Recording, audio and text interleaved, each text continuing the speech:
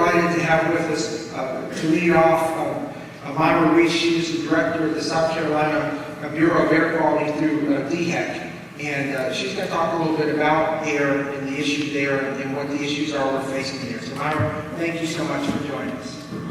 It's a pleasure for me to be here, and right off the bat I want to say thank you, 10 at the Top and all of the partners that are working together collaboratively. What you do is helping us tremendously as a state to be able to meet the federal ambient air quality standards. And you may have noticed there's a lot of talk about air quality these days. And one thing that I always like to emphasize right off the bat is that the reason why you're hearing about air quality is not because our air quality is getting worse. In fact, our air keeps getting cleaner and cleaner. What's happening is we have federal standards, they're health-based standards that we need to meet. All states across the country have this, units or standards that we have to meet to ensure that all communities across the country have clean, healthy air. And not only does poor air quality impact our health, but it also impacts our ability to thrive with the economy, have a strong economic development for the state. And I think that is starting to get a lot of attention.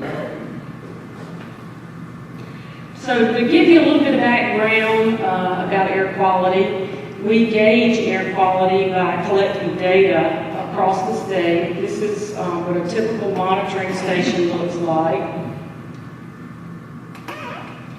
We collect data for 6 pollutants. We don't just collect a sample and the computers and the instruments spit out everything that's in an air sample. But these are the most prevalent pollutants that are in the atmosphere. And these are the ones that we collect data on. I'm sure the majority of you hear a lot about ozone. We do ozone forecasting, and that's something that we do across the state.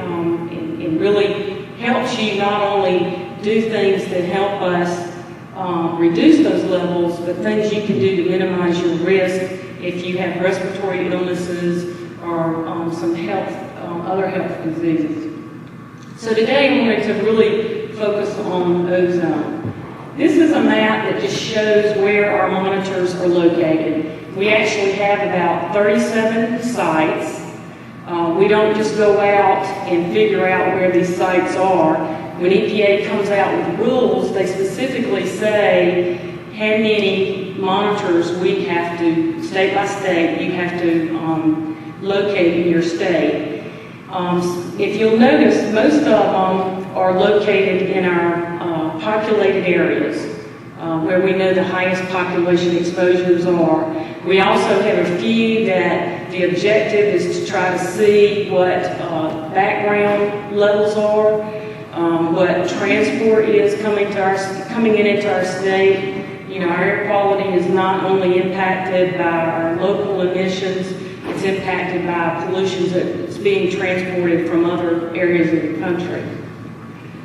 One thing I know, we've been focusing on the future. I guess I wanted to give Dean, you guys, a heads up on one of the future things as far as measuring air quality.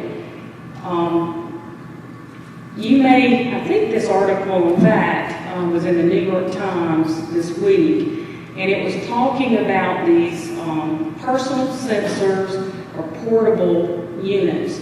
They're, I think, about $130, and people can wear these units and really focus on the local emissions, because this monitoring network is really representing the whole entire state. But you're going to have variable levels or variation of ozone levels, or mainly PM levels across the state based on some of the localized things that are going on. You may have a fire, you may have a dusty road, those type things. But EPA, I was at a meeting a couple of months ago, and they gave the states a heads up that the technology for those personal sensors has developed like warp speed. and they are very close, the accuracy of those personal sensors as to our federal reference monitors. So that's something, and I think that really emphasized that the focus may go away from this wider scale monitoring that we do and more on a focus of very localized impacts. And that to me emphasizes what you guys are doing locally is really going to make a difference. We're going to have to work very closely as the technology continues and we start transitioning into different ways to gauge air quality across the country. I wanted to make sure for those of you who maybe have not been to some of the air advisory committee meetings, that EPA is required under the Clean Air Act to review these standards every 5 years. And the reason why is because there's continually studies taking place that are showing the linkage between health and these pollutants. And to ensure that the standards are set at a level that's protective of public health, EPA is reviewing those studies every 5 years. If they make a decision to drop the standard, then we go through this process. It's called a designation process. It's sort of like a report card. When they change a standard, they'll say, okay, South Carolina, let's look at your data. Are you meeting this standard? If you are, you're in attainment, everything's fine.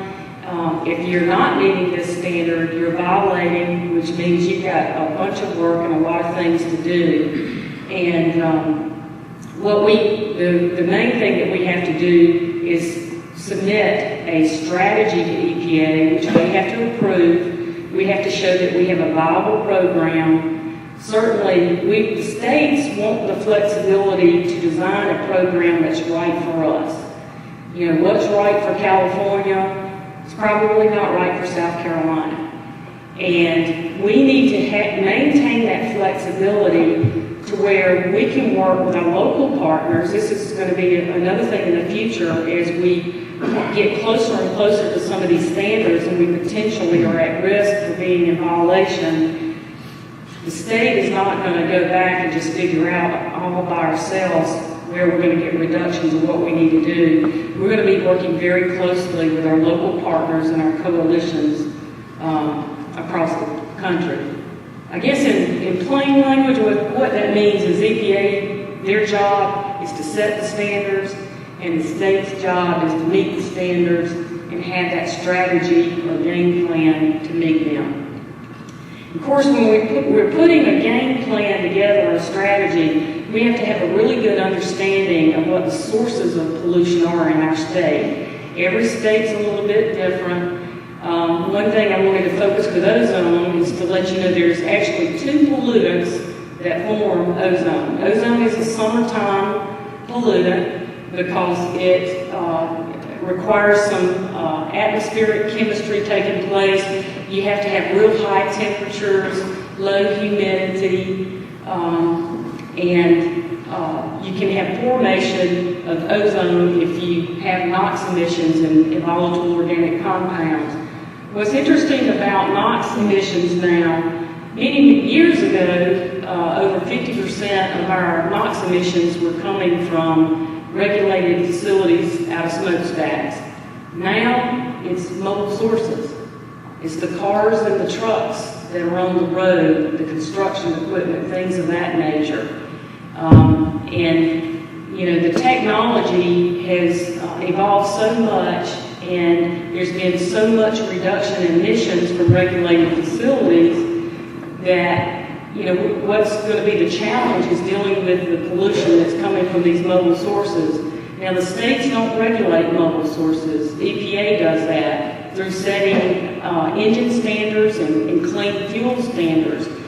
What's going to be the problem in the future is the population growth. We'll have cleaner cars and cleaner fuels, but you're still going to have a lot of people, a lot of cars, and that's going to be the challenge.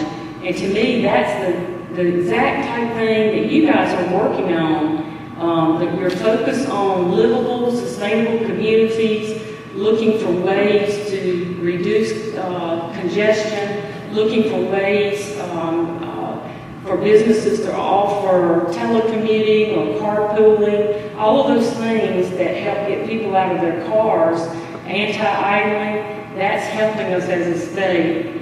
So with this, you see about 72% is coming from mobile sources.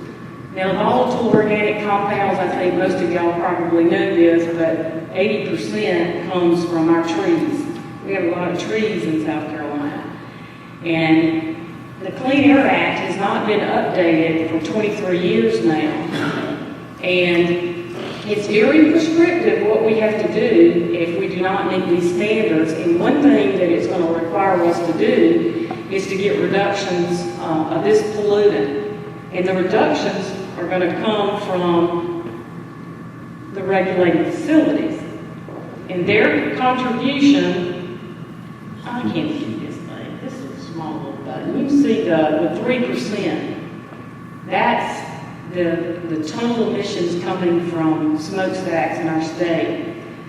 And if we, made our facilities reduce those type of emissions and say the rest of it, if we were lucky we didn't have any fires, all of those other pieces of the pie, we would have more than enough VOCs to take the place of those sources, those emissions, and we'd still have ozone.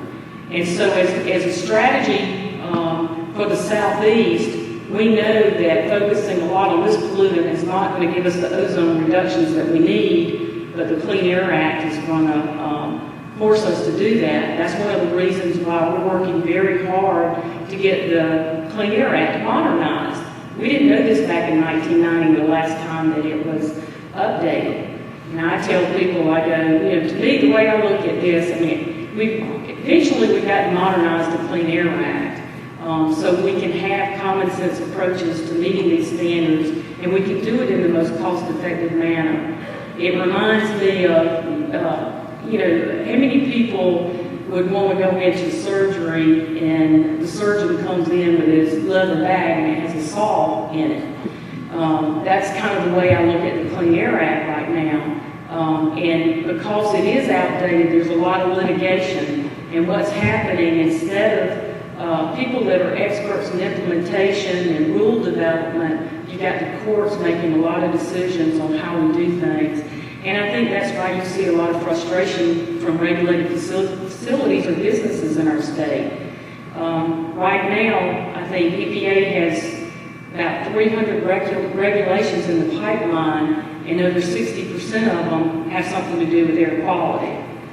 And some of these industries, they will be subject to a rule. They'll invest, say, $250,000 on a piece of equipment. 2 years later, they'll have a different type rule come in. If they would have known that, and they probably would have maybe invested about, $50,000 more and been able to take care of both requirements versus now having a piece of equipment that's 2 years old, but they don't need it anymore. Those are the type of things, just looking at air quality very holistically and trying to do it in the most cost-effective way that you can. How much time have I got? 2 minutes? Oh, Lord. Okay. There are a lot of reasons why we need to meet these standards. Of course, first and foremost is public health. And of course it can impact tourism in our state. We get calls all the time from tourists that, want to know what our air quality is along the coast. A lot of people looking at South Carolina to retire. It also the economic development impacts. Counties may not realize this, but before even a county has an opportunity to sit down and talk to a company and talk about all the incentives and things they can offer that company, they have already gone onto our website to look at our data. And if they see that South Carolina, if we were in non-attainment, they would probably look somewhere else. And the reason why is it would cost them a lot more money to locate here. When you're in non-attainment, it requires the most complex control equipment, the most costly control equipment. You also have to find what we call emission offsets. I think we've only had one small area that's been designated non-attainment for ozone in our state. And y'all may know the story behind that. It's a small portion of York County, and it's part of the Charlotte MSA area, so that's kind of how it got attached to the non-attainment designation. We had one facility in that county that had to grow or expand to stay viable in their market. If that wasn't the case, they would not have gone forward with this expansion. But they went forward with it, and I asked them, I said, how much additional dollars do you think it cost you to go forward with that project because you were in this non-attainment area versus if you would have been outside of York County? And they said probably about $350,000. And that's just a small little project. That's not other type things. And certainly it can have an impact on the federal highway projects that are funded with federal dollars.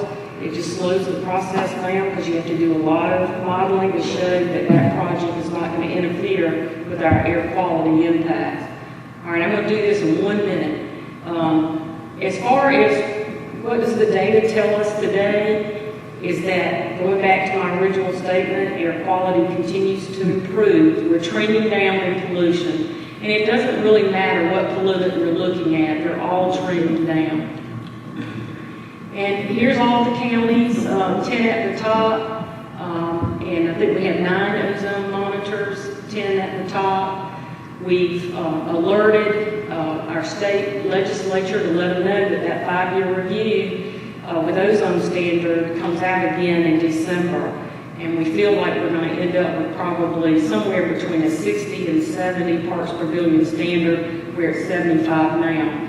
Instead of waiting for EPA to set that standard or drop it, we do have a strategy. It involves some things nationally that we're getting involved with. Statewide, instead of going forward with statewide measures at this point, we want to work with our local areas, give them some flexibility, look at all the great things that are happening voluntarily, and certainly more interaction with 10 at the top. Here's the coalitions that we have established across the state, and we'll be expanding those. EPA is officially recognizing the benefits of coalitions, and this just goes to show you, I think, across the country, what struck me with this is you don't see too many people really coming together to collaborate and to work hard to improve air quality. There's only 2 entire states, us and Minnesota, and I think that just shows how we can accomplish so much in South Carolina.